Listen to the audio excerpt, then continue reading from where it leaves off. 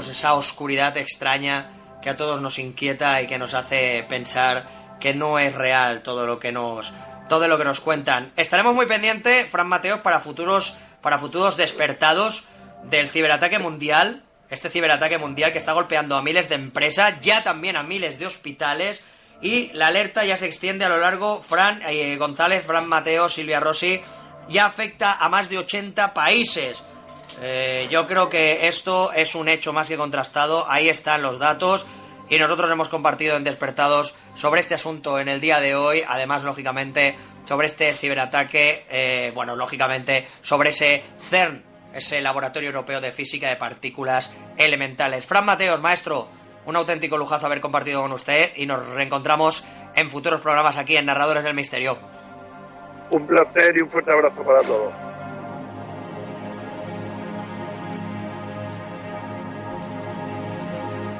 Estás escuchando Narradores del Misterio. Narradores del Misterio. ¿Quieres contactar con nosotros? narradoresdelmisterio@gmail.com.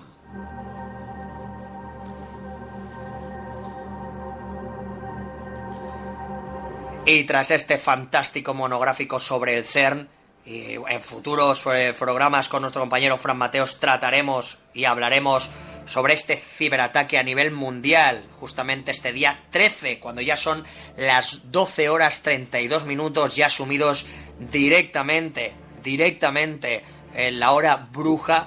Pues en el futuro tendremos la oportunidad de conocer qué es lo que puede haber detrás de todo esto. En este preciso instante, ¿dónde nos vamos tras este apasionante monográfico? Los casos de Michael en Narradores del Misterio. Muy buenas madrugadas, narradores, y sed todos bienvenidos una semana más a los casos de Michael. La historia real que os traigo esta noche nos lleva al norte de una localidad llamada San Francisville, en el estado de Luisiana, al sur de los Estados Unidos. La plantación Myrtles está considerada actualmente como una de las casas con mayor actividad paranormal del país. Y esto, narradores, no es por casualidad. Fue construida por el general David Bradford en 1794, en el mismo lugar que 100 años antes había sido un cementerio nativo americano. Desde entonces, el sitio ha sido escenario de al menos 10 muertes por causas violentas y extrañas. Muchos han sido los propietarios que en mitad de la noche han abandonado la casa por un miedo aterrador debido a la aparición de entidades paranormales, entidades que aún hoy en día se siguen manifestando. Me gustaría que conocierais el testimonio de Hester Heavy, una mujer que llegó a la plantación hace 37 años para trabajar como empleada y que desde el primer día percibió los extraños fenómenos que se suceden en la casa. Ella decía así: desde el principio comencé a sentir unos escalofríos inexplicables en muchas dependencias de la casa. A veces sentía que era mejor no entrar a una habitación. También solía escuchar pasos cuando no había nadie. A veces solía oler un perfume muy dulce. Al principio, cuando empecé a trabajar en Myrtles, no creía en los fantasmas, pero todo cambió cuando experimenté estos sucesos y conocí la trágica historia de Chloe, la niñera esclava de la plantación. El juez Clark Woodruff, quien se había casado con Sarah Matilde Bradford, una de las hijas del general Bradford, era el dueño de la casa por aquel entonces. El juez y su esposa tenían 2 niñas pequeñas y otro bebé en camino. Fue entonces cuando el juez convirtió a Chloe en su amante. Aunque el juez Woodruff tenía una reputación de integridad con la ley, también era conocido como un hombre promiscuo. Llegó el momento en el que el juez se cansó de Chloe, obviamente, y eligió a otra esclava de la casa como su nueva amante. Entonces Chloe pensó que con esto perdería su posición como sirvienta de la mansión y que entonces sería enviada a trabajar a los campos. La señora Hester añadía a su testimonio algo muy interesante. Un día el juez Woodruff y su esposa sorprendieron a Chloe escuchando su conversación tras una puerta. El juez entró en cólera y se ordenó a sus hombres que cortaran una oreja a la esclava como castigo. A partir de ese momento, Chloe comenzó a usar un pañuelo verde con un pendiente sujeto a él para ocultar la oreja extirpada.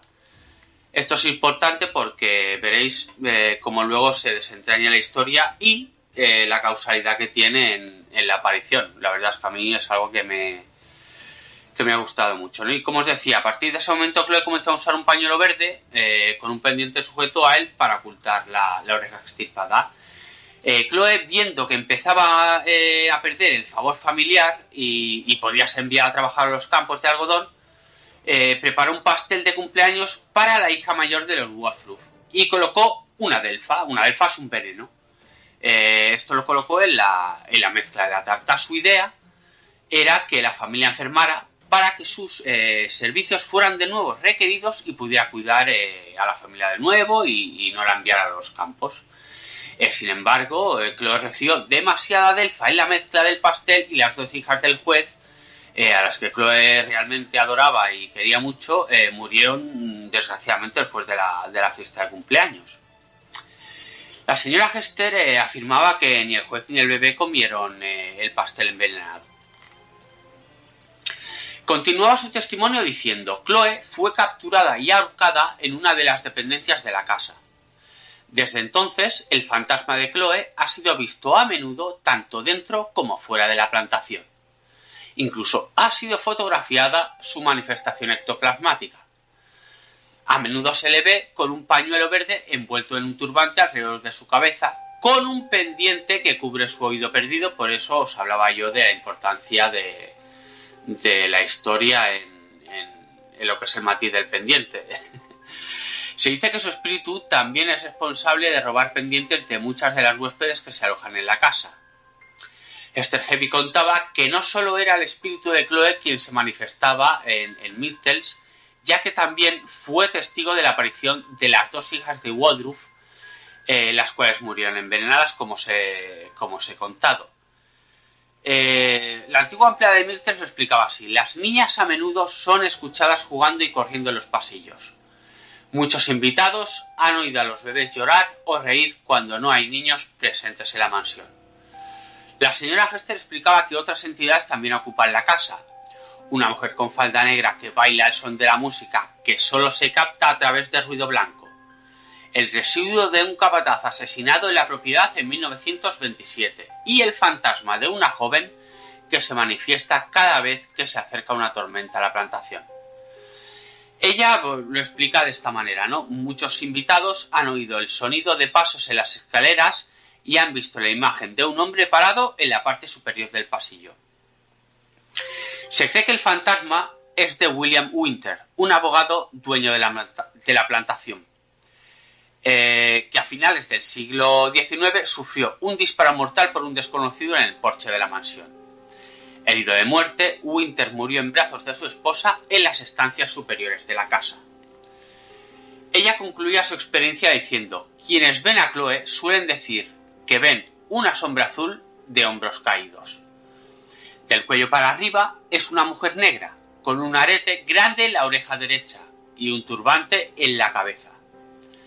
Chloe cuida a los huéspedes de la casa y a los niños que vienen a hospedarse.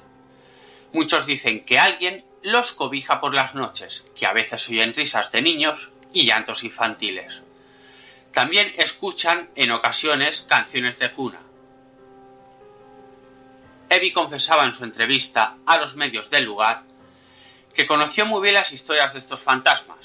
Ella decía: he visto a muchos de ellos hace 37 años, cuando llegué a trabajar por primera vez a este lugar, y sentí mucho temor, pero ahora estoy acostumbrada a vivir con todos estos espíritus.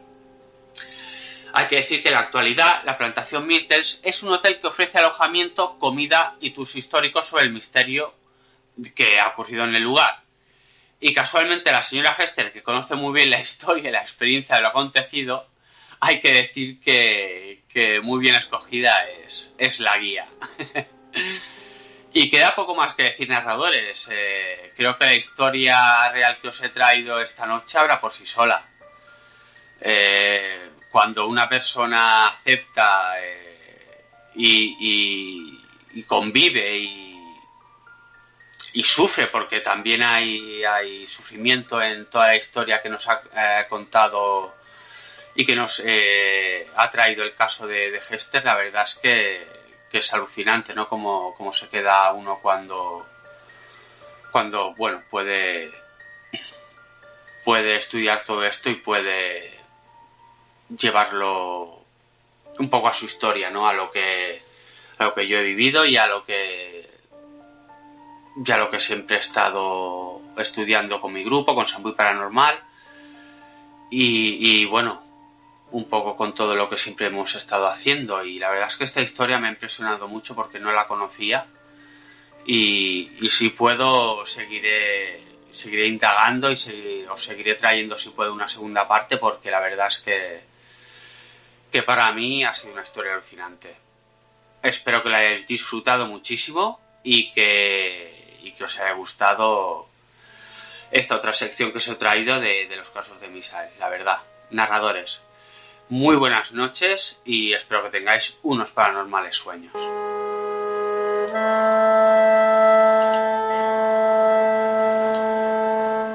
Estás escuchando Narradores del Misterio. Narradores del Misterio. ¿Quieres contactar con nosotros? Toma buena nota. narradoresdelmisterio@gmail.com, @n-del-misterio, facebook.com/narradores del misterio, telegram.me/narradores del misterio, narradoresdelmisterio.net. ¡Te esperamos! Y tras este apasionante relato de Esther Evi, que nos ha traído nuestro compañero en esos casos de Misael, veamos desde aquí un fuerte abrazo. Nos vamos directamente, ¿dónde? Los enigmas de la historia, con Fran González y Silvia Rossi, en Narradores del Misterio. Fran González, compañero, ya estamos aquí nuevamente en el día de hoy con un nuevo enigma que seguramente, bueno, pues a mucha gente le interesará, porque es día de aniversario, ¿no, compañero? Sí, pues a ver, esto es algo que ya todo el mundo conocerá y que no vamos a extendernos en la historia, sino vamos a extendernos en algunos puntos concretos de lo que sucedería después. Claro, nos vamos a ir justo 100 años atrás. Nos vamos al 13 de mayo, ya si es 13 de mayo, el 13 de mayo de 1917. Todos conocen la historia, ¿no? 3 niños, Lucía dos Santos de 10 años y sus primos Jacinta y Francisco Marto de 6 y 9, fueron a pastorear ovejas, como de costumbre, a un lugar en Portugal que se le conocía como la Cova da Iria. Bueno, es la propia Lucía la que dice haber visto sobre una encina a una mujer, según ella misma, más brillante que el sol, vestida de blanco con un manto con bordes dorados y con un rosario en las manos, que les pidió que retornaran el mismo día y a la misma hora durante 5 meses consecutivos para rezar el rosario. El pequeñín, Francisco, él decía que sí que vio, pero él no escuchó, ni hablaba, ni nada, y Lucía es la que se convierte en la portavoz de este milagro, precisamente a la única que no cree. A los pequeños los creía todo el mundo y a Lucía no. Bueno, previamente los niños habían tenido supuestamente unas apariciones de un ángel que les anunciaba esta aparición. Y efectivamente los niños pues anunciaron más apariciones, ya la gente empieza a creer y sobre el 13 de julio, en la segunda aparición, el 13 de junio en la segunda aparición, la Virgen les da la primera de las 3 profecías de Fátima.